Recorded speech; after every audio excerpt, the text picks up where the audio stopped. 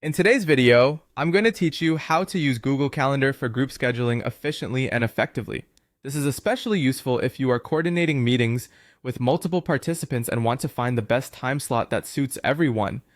Let's get started by accessing the Google Calendar website via your preferred web browser. Simply type Google Calendar in your search engine and click on the first result that appears. If you're not already logged in, you'll be prompted to enter your Google account credentials. Type your email and click Next. After that, input your password, click Next once more, and you should be directed to your Google Calendar homepage. Once you're on the Google Calendar page, look for the Create button, typically located on the left side of your screen. Click on it and you'll see a few options. Select Event from the drop-down menu to start scheduling your group event. Now you'll notice more options for customizing your event. Click on More Options for a detailed view. Begin by selecting the date and time of your event. This allows you to specify the exact date and duration of your meeting. Make sure to choose a time slot that's most likely free for your participants.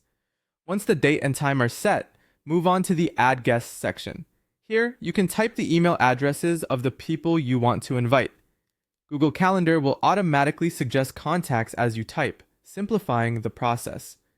To help your guests manage their own schedules, click on the Busy option. This indicates that you're setting this time aside as busy, preventing any other overlapping appointments. In the Availability section, choose the status that best represents your availability.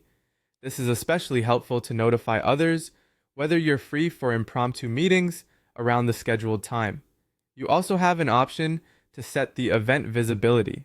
By default, it is set to private, meaning that only invitees can see details. However, if the meeting information can be shared widely, switch the visibility to public.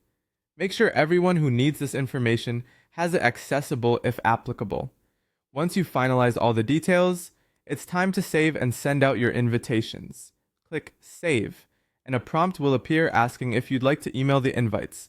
Click on Send to ensure all your guests receive their invitation, along with the relevant event details.